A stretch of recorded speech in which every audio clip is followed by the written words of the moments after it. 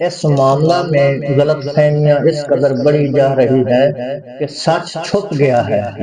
آج ہم اس حقیقت کو واضح کریں گے۔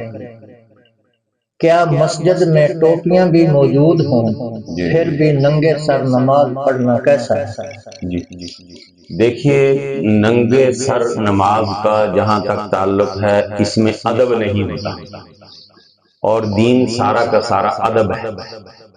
اللہ کے سامنے جتنا عاجزی اور انکساری کے ساتھ آدمی کھڑا ہوگا، اتنا ہی عبادت میں رنگ آئے گا۔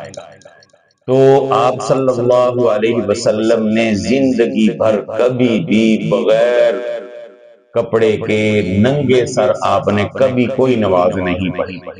آپ صلی اللہ علیہ وسلم نے کبھی بھی ننگے سر نماز نہیں پڑھی۔ ایک، اگر مجبوری ہے، کپڑا نہیں ہے، ننگے سر نماز ہو جاتی۔ تو مجبوری ہے۔ نماز اگر سر ننگا ہے، نماز کوئی نماز کا وقت ہو گیا، نماز ہو جائے گی۔ لیکن ٹوپیاں ہوں نہ ہوں مسجد کے اندر، وہ کوئی ضروری نہیں ہے کہ وہ رکھنا، لیکن عام مساجد کے اندر ہیں ٹوپیاں وغیرہ، تو اگر مل جاتی ہے تو لے لی جائے۔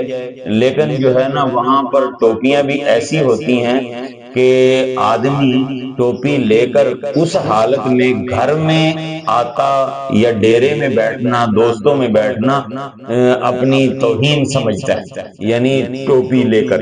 تو اس طرح کی حالت بنا کر اگر عزت کی بجائے اپنے آپ کو سمجھتا ہے کہ یہ میری عزت نہیں ہے، یہ ٹوپی پہن کر بندوں میں بیٹھنا، گھر میں آنا، لوگوں کے سامنے آنا، یہ رسوائی لگتا ہے، تو اس طرح کی ٹوپی پہن کر نماز بھی پڑھنا ممنوع ہے۔ ایسی نماز نہیں، ایسا لباس نہیں پہننا چاہیے۔ تو لباس ایسا پہننا چاہیے جو صاف ہو، صاف ستھرا ہو، اور جس کو پہن کر انسان اپنے آپ کو فخر محسوس کرے کہ یہ میرا لباس خوبصورت ہے۔ اللہ کے سامنے پیش ہونا ہے تو اللہ کے سامنے ایسے بن کے پیش ہو جس طرح تم معزز بنے ہو اور ایک عزت والی ہستی کے سامنے کھڑے ہو۔